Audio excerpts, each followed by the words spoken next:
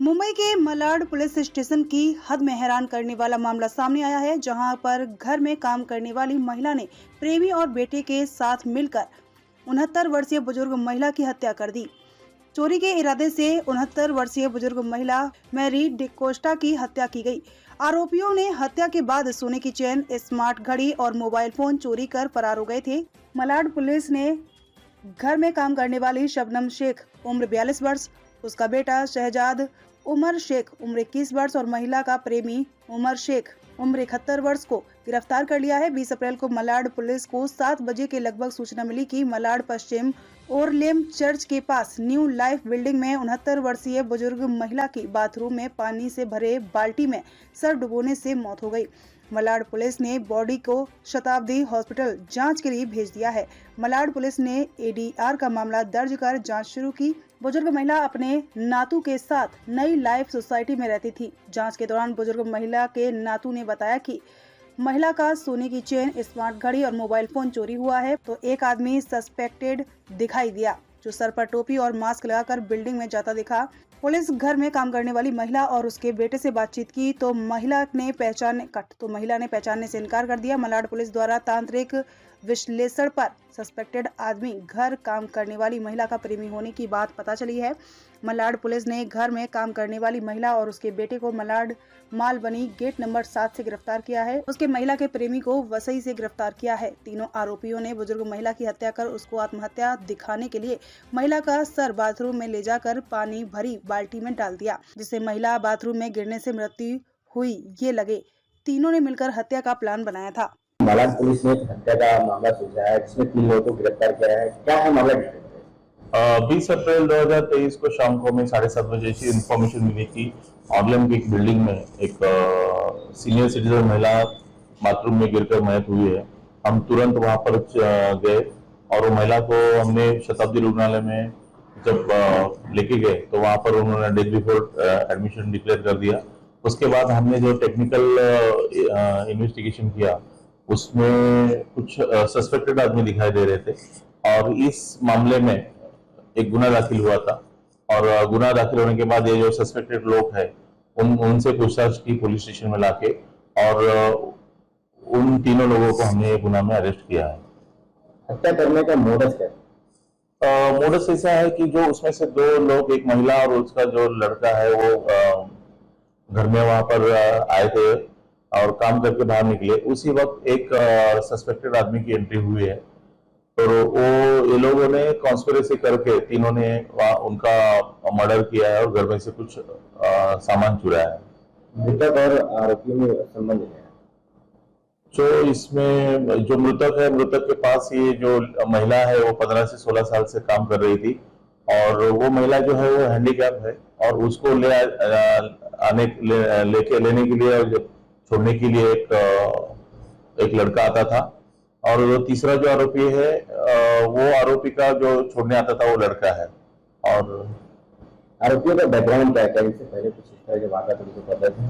अभी ने आज ही अरेस्ट किया, उनको 26 तक कस्टडी है, उनसे अभी हम तहकीकात कर रहे हैं। इसके पहले भी ऐसे कुछ गुनाह किए हैं या नहीं है और इसमें और किसी का इन्वॉल्वमेंट है या नहीं वो भी जांच कर रहे हैं।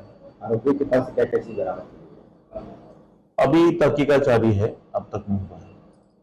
मुंबई के बोरीवली पश्चिम कोरा केंद्र ग्राउंड 2 में रक्षा प्रदर्शनी का आयोजन किया गया। यह रक्षा प्रदर्शनी अथर्व फाउंडेशन के अध्यक्ष बोरीवली के विधायक सुनील राणे द्वारा की गई, जिसका उद्घाटन महाराष्ट्र राज्य के राज्यपाल रमेश बैस के हाथों रिबन काट कर किया गया। इस रक्षा प्रदर्शनी में थल सेना, जल सेना और वायु सेना के उपयोग में आने वाले हथियार और उपकरणों को दिखाया गया। इस रक्षा प्रदर्शनी में शहीद जवानों की अनकही गाथाओं को ऑडियो वीडियो के माध्यम से कथन किया गया और शहीद सैनिकों के परिवारों को सम्मानित किया गया। अथर्व फाउंडेशन द्वारा शहीद जवानों की बेटियों को शिक्षा के लिए मुफ्त लैपटॉप का भी वितरण किया गया। इस रक्षा प्रदर्शनी को देखने के लिए उत्तर मुंबई के स्कूलों और कॉलेजों के छात्र उपस्थित थे। यह रक्षा प्रदर्शनी युवाओं को सेना में भर्ती होने और सेना में करियर के अवसरों के बारे में जानने के लिए उपयुक्त होगा। से आज का संरक्षण प्रदर्शन का उद्घाटन महाराष्ट्र के महामहिम राज्यपाल आदरणीय श्री रमेश बैस साहब ने किया। सबसे पहले मैं धन्यवाद देता हूं भारतीय सेना के सशस्त्र सेना के तीनों दल को, थल सेना, जल सेना, वायु सेना और उनके सभी अधिकारियों को जिन्होंने अपने शानदार प्रदर्शन के तहत और अपने साहस, त्याग, निष्ठा, देशभक्ति, देश प्रेम, स्वतंत्रता के पश्चात 75 वर्ष तक लगातार हिंदुस्तान की सरजमी को सुरक्षित रखने वाले हमारे जाबाज सैनिकों को सबसे पहले हम वंदन करते हैं। हम सब जानते हैं कि ऐसी संरक्षण प्रदर्शनी का आयोजन लगातार भारत भर में होता है। थोड़ा मुंबई में इसकी कल्पना, इसकी गूंज बहुत कम होती है, क्योंकि मुंबई ये भागने वाला शहर है, दौड़ने वाला शहर है। लेकिन हर कोई ये चाहता है कि अपने देश के लिए, अपने परिवार को छोड़ते हुए देश की सीमा को सुरक्षित रखने वाला अपना जवान कभी ना कभी तो युद्ध में या फिर शांति काल में, छुपे युद्ध में अपने प्राणों को निछावर कर देता है। फिर वो उसकी स्थितियां क्या होती है, उसके घर की परिस्थितियां क्या होती है, उसके परिवार में बढ़ने वाली छोटी बेटियों का क्या होता है, बेटों का क्या होता है।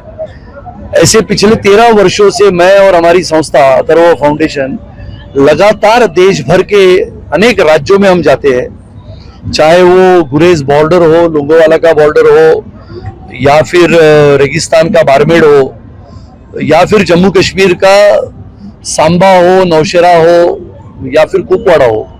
ऐसे अलग अलग जगहों पे जाते हुए हमारे सैनिकों की स्थितियों को मैं जानने की कोशिश करता हूँ, और जितना हमसे होता है हम उन्हें मदद नहीं करते तो हम उन्हें सहायता करते हैं। मदद की अपेक्षा हमारा सैनिक कभी नहीं रखता है, और इसके लिए उसके आत्मसम्मान के लिए हम सब लोग काम करते हैं। ये संरक्षण प्रदर्शनी का उद्देश्य ही है कि लोगों ने, भारत के देशभक्त नागरिकों ने अपने हृदय में तिरंगा लहराने की आवश्यकता है। दूसरे देश की स्तुति करते समय अपने देश में जो सैनिक है, अपने देश की जो संरक्षण सज्जता है, अपने देश के आदरणीय प्रधानमंत्री जिस प्रकार से इस देश को आधुनिकता की ओर बढ़ा रहे हैं, जिस कल्पकता से उन्होंने अग्निवीर की संकल्पना हमारे सबके सामने रखी। विचार करो, 17.5 की उम्र में इस देश की नौजवान बेटी सरहदों पे जाने के लिए तैयार होती है, अग्निवीर बनने को तैयार होती है। और 17.5 से लेके 21 साल की उम्र में अगर इस देश का बेटा या बेटी जिस दिन देश की सरहदों पे जाने के लिए तैयार होते हैं, ये किसके लिए है? तो जो नागरिक नौकरी करते हैं, धंधा करते हैं, काम में लगे रहते हैं, मल्टीनेशनल कंपनी में काम करते हैं, वीजा लेके न्यूयॉर्क जाते हैं, आते हैं, उनकी सुरक्षा प्रदान करने का काम शहरों में तो पुलिस करता है, लेकिन आखिर में सीमा पार से होने वाले आतंकवाद के साथ जूझने वाला अगर कोई है तो हमारा वो सैनिक होता है। तो वो सैनिक के प्रति सच्ची श्रद्धा हो, उनका सम्मान हो, इसके लिए ये संरक्षण प्रदर्शनी के माध्यम से हमारा उद्देश्य वही है। चाहे वो छोटे बच्चों को संरक्षण सामग्री दिखाना हो, उनके पिताजी को, उनके दादाजी को, हमारे शहीद सैनिकों की वीरता, साहस, देशभक्ति, इसकी सच्ची कहानियां बताने का हो। जो फिल्मों में दिखता है वो फिल्मों का हीरो होता है, जो थिएटर के बाद आने के बाद मेकअप निकालता है, लेकिन अपना सैनिक सरहदों पे या सियाचिन की बॉर्डर पे -57 डिग्री में खड़ा रहता है, तो वो अपेक्षा नहीं करता है कि कोई मुझे देखे। वो सिर्फ यह अपेक्षा करता है कि अगर मैं शहीद हो गया तो मेरे परिवार को देखने वाला पूरा भारत। और इसके लिए ये आज का हमारा संरक्षण प्रदर्शन जो है, इसमें अलग अलग हथियार है, अलग अलग उपकरण है, सैटेलाइट है, रडार है, और इसके लिए मैं तीनों दलों के सशस्त्र दल के हमारे अधिकारियों को धन्यवाद देता हूं कि ऐसा प्रदर्शन, हम तो बहुत कार्यक्रम करते रहते हैं सैनिकों के लिए, लेकिन ये प्रदर्शन की कल्पकता हमारे मन में आई। हमारे कर्नल राजेश सर है, जो जिनकी उम्र 78 साल है, जिन्होंने 3 युद्ध लड़े हैं, लेकिन फिर भी जाबाज सैनिकों के जैसे मेरे साथ काम करते हैं।